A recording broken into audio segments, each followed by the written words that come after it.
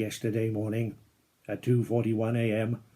at General Eisenhower's headquarters, General Jodl, the representative of the German High Command, and Grand Admiral Dönitz, the designated head of the German state, signed the act of unconditional surrender of all German land, sea, and air forces in Europe to the Allied Expeditionary Force and simultaneously to the Soviet High Command. General Bedell Smith, Chief of Staff of the Allied Expeditionary Force, and General François Savers signed the document on behalf of the Supreme Commander of the Allied Expeditionary Force, and General Saslo Parov signed on behalf of the Russian High Command. Today, this agreement will be ratified and confirmed at Berlin, where Air Chief Marshal Tedder, Deputy Supreme Commander of the Allied Expeditionary Force, and General de Tessonnet will sign on behalf of General Eisenhower. Marshal Zhukov will sign on behalf of the Soviet High Command. The German representatives will be Field Marshal Keitel, Chief of the High Command, and the Commanders-in-Chief of the German Army, Navy, and Air Forces. Hostilities will end officially at 1 minute after midnight tonight, Tuesday, 8th of May, but in the interests of saving lives, the ceasefire began yesterday to be sounded all along the front, and our dear Channel Islands are also to be freed today. The Germans are still in places resisting the Russian troops, but should they continue to do so after midnight, they will, of course, deprive themselves of the protection of the laws of war, and will be attacked from all quarters by the Allied troops. It is not surprising that on such long fronts, and in the existing disorder of the enemy, the orders of the German High Command should not, in every case, be obeyed immediately.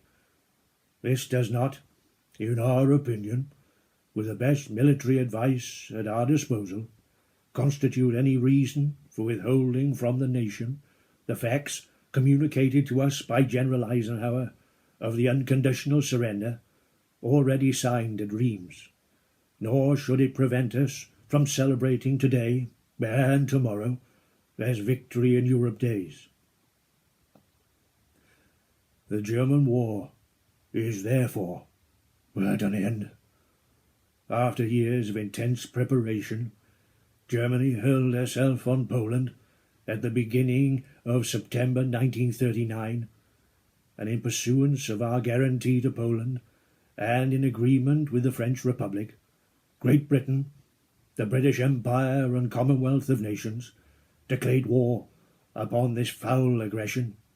After gallant France had been struck down, we, from this island and from our united empire, maintained the struggle, single-handed for a whole year, until we were joined by the military might of the Soviet Russia, and later by the overwhelming power and resources of the United States of America.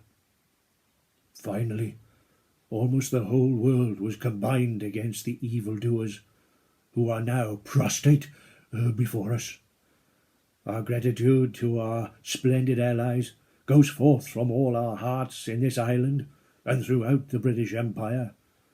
We may allow ourselves a brief period of rejoicing, but let us not forget, for a moment, the toil and efforts that lie ahead.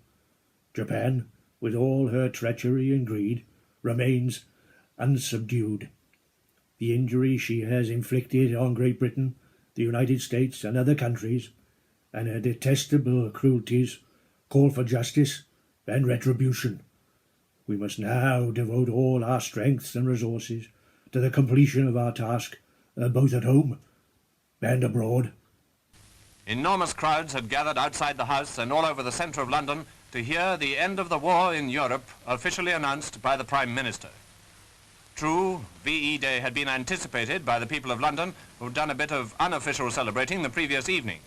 But this was the real moment, and this is how Winston Churchill ended his broadcast. Advance, Britannia. Long live the cause of freedom. God save the King.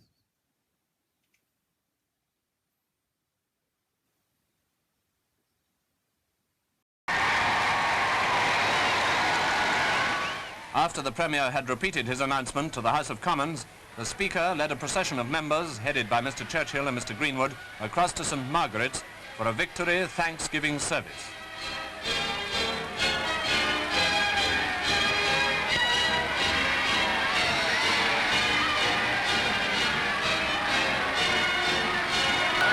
It was at 9 o'clock on VE Day that the King had broadcast his message to the people of Britain, the British Empire, and the Commonwealth of Nations. Today, we give thanks to God for a great deliverance. Speaking from our empire's oldest capital city, war battered, but never for one moment daunted or dismayed, Germany, the enemy who drove all Europe into war, has been finally overcome. In the Far East, we have yet to deal with the Japanese, a determined and cruel foe. The Queen and I know of the ordeals which you have endured throughout the Commonwealth and Empire. We are proud to have shared some of them with you. And we know also that we shall all face the future together. In the hour of danger, we humbly committed our cause into the hand of God. And he has been our strength and shield. Let us thank him for his mercies, and in this hour of victory, commit ourselves and our new task to the guidance of the same strong hand.